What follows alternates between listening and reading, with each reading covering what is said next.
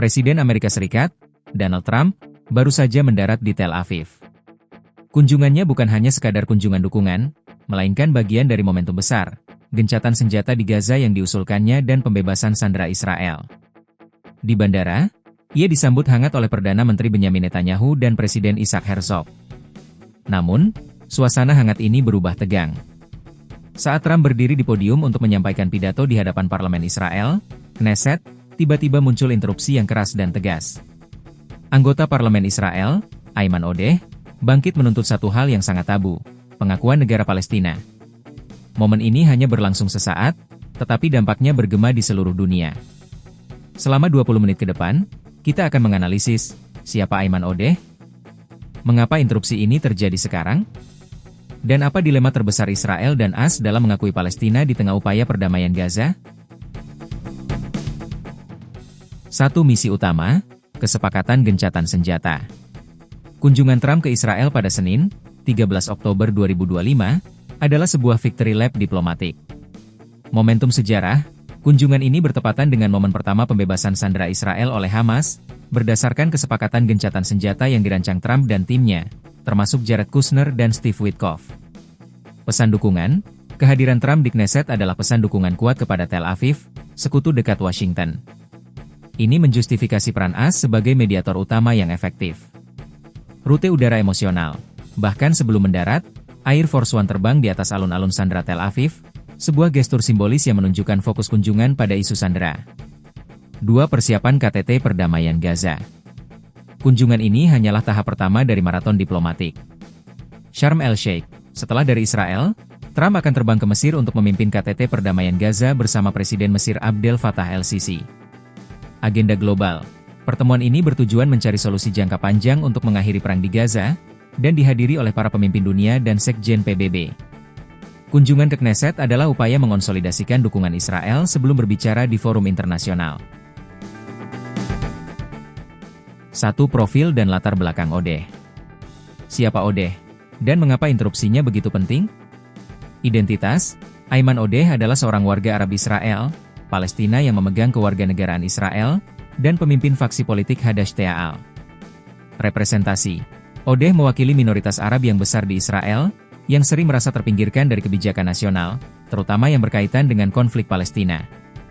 Konsistensi, interupsi Odeh bukan aksi politik sesaat, ia secara konsisten menyuarakan keadilan bagi warga Palestina dan menentang kebijakan pendudukan Israel. 2. Kritik terhadap kemunafikan, pleno. Interupsi Odeh didasarkan pada kritik moral yang tajam. Kecaman di X, Odeh mengkritik habis-habisan sambutan meriah di Knesset, menyebutnya sebagai kemunafikan yang sungguh tak tertahankan. Menobatkan Netanyahu. Ia menuduh anggota parlemen menobatkan Netanyahu melalui sanjungan yang belum pernah terjadi sebelumnya, yang, menurut Odeh, tidak membebaskan Netanyahu dari tanggung jawab atas kejahatan terhadap kemanusiaan yang dilakukan di Gaza, dan darah ratusan ribu korban Palestina. 1. Tuntutan kunci di tengah gencatan senjata. Momen interupsi Odeh sangat strategis.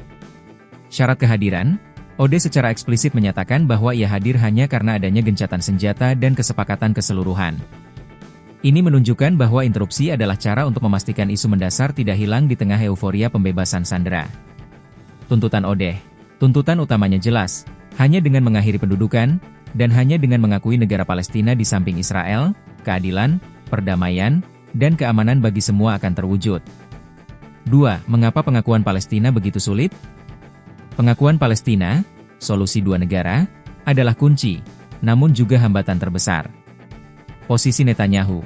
PM Netanyahu dan faksi sayap kanannya secara historis menentang keras pembentukan negara Palestina yang berdaulat, khawatir akan ancaman keamanan dan kehilangan wilayah. Tuntutan Hamas. Di sisi lain, rencana perdamaian Trump menuntut Hamas dilucuti senjatanya dan mengakhiri kekuasaan di Gaza. Jika Palestina diakui, Gaza harus menjadi bagian integral, tetapi demilitarisasi Gaza adalah prasyarat yang ditolak Hamas. Kontradiksi kunci. Interupsi Odeh secara efektif menyoroti kontradiksi dalam diplomasi Trump. Bagaimana bisa ada perdamaian sejati tanpa membahas akar masalahnya, yaitu pendudukan dan hak menentukan nasib sendiri bagi Palestina? 1. Posisi Trump dalam solusi dua negara. Ambivalensi AS. Sejak era Trump, dukungan AS terhadap solusi dua negara menjadi ambigu, cenderung mendukung posisi Israel. Kunjungan ini, meskipun bertujuan damai, lebih condong sebagai pesan dukungan militer dan politik ke Tel Aviv. Mengapa interupsi penting bagi AS? Interupsi OD memaksa Trump dan timnya untuk menghadapi fakta bahwa perdamaian jangka panjang tidak bisa dibangun hanya dengan mengamankan Israel, tetapi harus mencakup pengakuan dan hak-hak Palestina. 2. Konsekuensi interupsi di panggung politik Israel. Menguatkan suara minoritas, interupsi OD, meskipun dikecam faksi sayap kanan, berhasil membawa suara minoritas Arab dan sayap kiri Israel langsung ke hadapan Presiden AS dan perhatian global. Memecah narasi. Tindakan OD memecah narasi monolitik persatuan Israel di hadapan sekutu utama mereka, menunjukkan bahwa kritik domestik terhadap kebijakan Gaza dan pendudukan sangatlah kuat. 3. Analisis jalan ke depan, peran KTT Sharm el-Sheikh. Tantangan KTT perdamaian yang akan dipimpin Trump dan Sisi di Mesir harus mengatasi masalah yang diangkat OD. Jika kesepakatan hanya berfokus pada gencatan senjata dan pembebasan sandera, fase 1, tanpa peta jalan politik yang jelas untuk Palestina, fase 2 dan 3, perdamaian akan rapuh. Peran internasional. Tekanan dari negara-negara Arab dan Uni Eropa akan sangat krusial di KTT tersebut untuk mendorong AS kembali pada prinsip solusi dua negara, yang merupakan satu-satunya formula yang diakui secara internasional untuk stabilitas jangka panjang. Momen di Knesset, di mana Ayman Odeh menuntut pengakuan Palestina di hadapan Donald Trump, adalah pengingat keras bahwa dalam diplomasi Timur Tengah, isu-isu mendasar tidak bisa diabaikan hanya demi kesepakatan jangka pendek. Interupsi Odeh adalah suara dari hati konflik, yang menyatakan bahwa keadilan, perdamaian, dan keamanan tidak akan pernah terwujud selama pendudukan terus berlanjut. Menurut Anda, akankah Presiden Trump menggunakan KTT perdamaian Gaza di Mesir untuk mulai memasukkan tuntutan pengakuan negara Palestina sebagai bagian dari rencana damainya? Sampaikan analisis, prediksi, dan pendapat mendalam Anda di kolom komentar di bawah. Jangan lupa like video ini jika Anda merasa analisis ini mencerahkan. Subscribe untuk lebih banyak pembahasan geopolitik, dan nyalakan lonceng notifikasi agar tidak ketinggalan update krisis global. Sampai jumpa di video berikutnya.